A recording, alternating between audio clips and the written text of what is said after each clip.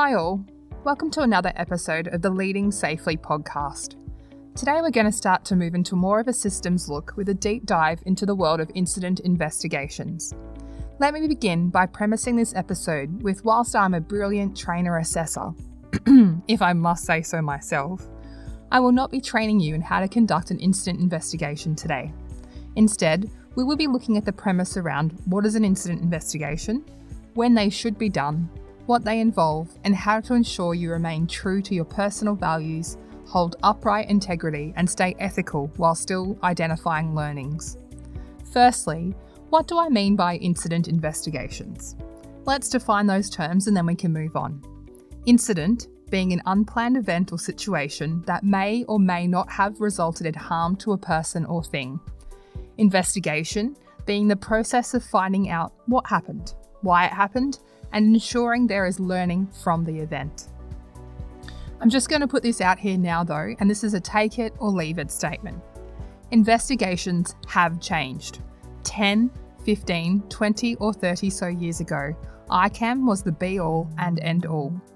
For those of you that don't know what ICAM is, it stands for Incident Cause Analysis Method, and it's a methodology accepted and used worldwide to understand what went wrong when an incident occurs. The background to ICAM goes way back into the late 1990s when BHP identified that they were using a variety of investigation tools that were being utilised across their entire organisation, which meant it was difficult to use the learnings from serious incident investigations for trending or collective learning as they were not investigated in a consistent nor effective manner. Basically, like comparing apples with pears.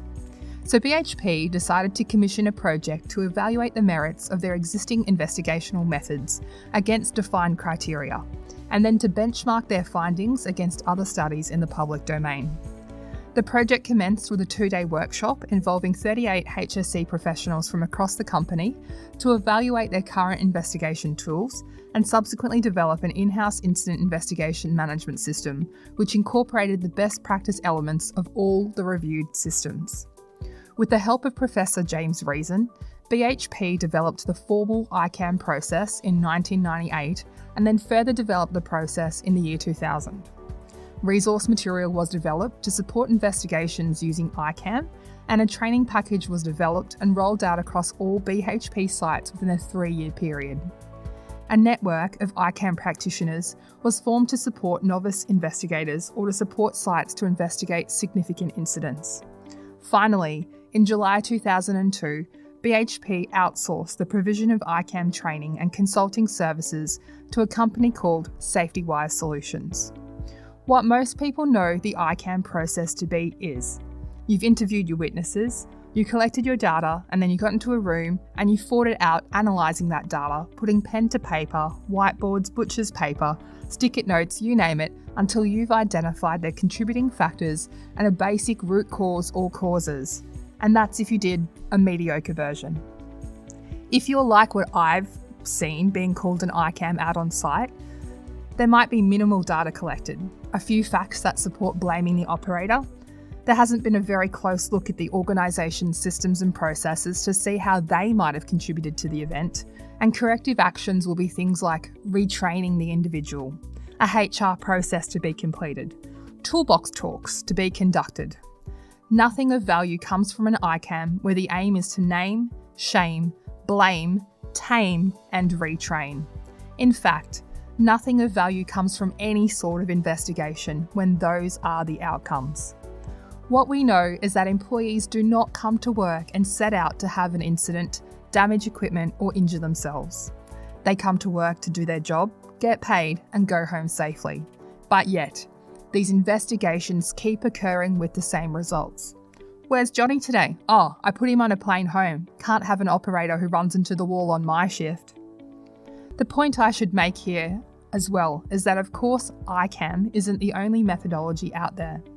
Another methodology I have used is essential factors, which takes on more of an engineering approach and looks to prove or disprove potential hypotheses on what caused an incident. It looks at event timelines with granular, finite detail down to levels like stable and metastable, and identifies factors that were essential to the incident occurring. Please understand though, I'm not saying that these methodologies are rubbish. Far from it, actually.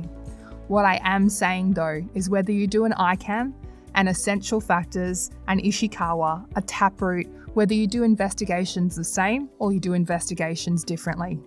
Do them properly. So how do you do that? How do you ensure that you're conducting an effective investigation? Firstly, take the time to ensure that you've collected adequate evidence and data. Review what you already have. Check everything for quality purposes. I will never forget when I was asked to assist a supervisor with an investigation for a notifiable incident on a mine site.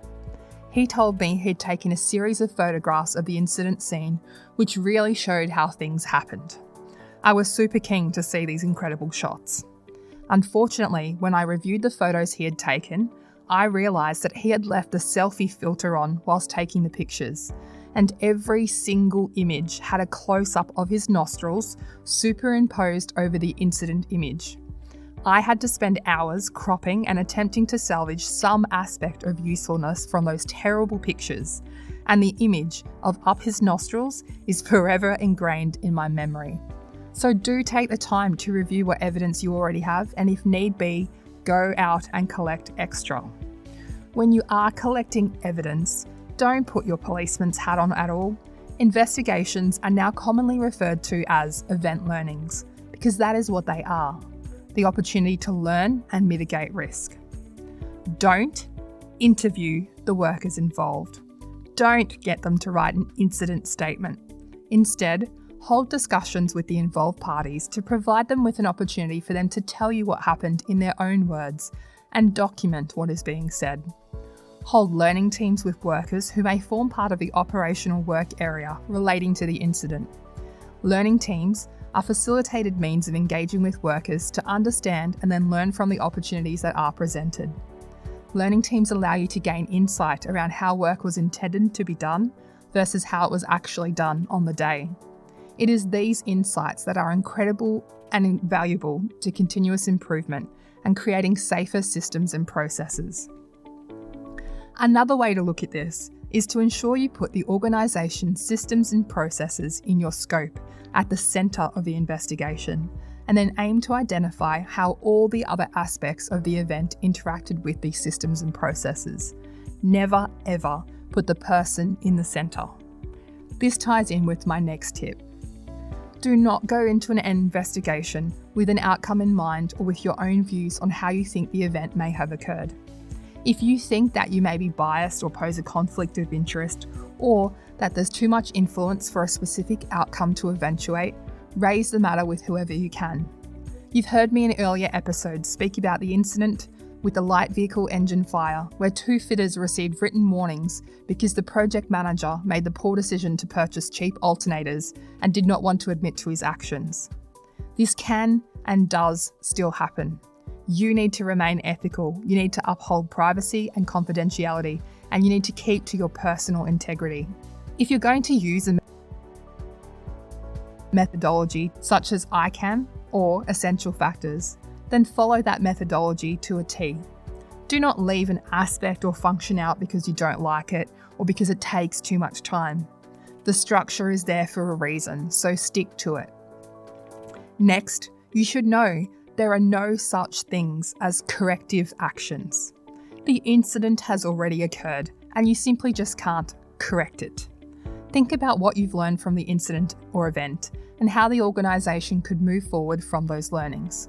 What could be implemented to ensure the risk of a similar event occurring is mitigated?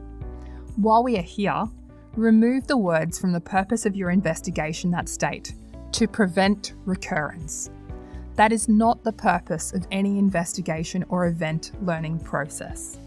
The purpose of an event learning process is, as I said earlier, to identify gaps in organisational systems and processes which can be used to minimise risk to workers.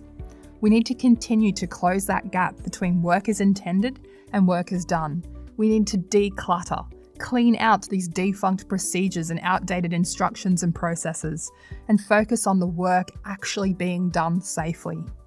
Remember that just because a worker has not followed a specific procedure or process does not mean that the worker is actually working unsafely. It may just mean that the procedure is no longer fit for purpose, and this factor should most definitely have been explored within the event learning process. Now, make sure that once you have outlined actions from your event learning, that you examine these to determine monitoring and measurability of effectiveness at key intervals throughout their implementation. I cannot tell you the amount of time I have seen similar incidents occur and then go back through the actions to identify if the first time the event had occurred the action would have been implemented, we may not have had the second incident. Finally, remember that being part of any event learning process takes a toll. It takes a toll on you as the lead, the team members, and all the involved parties.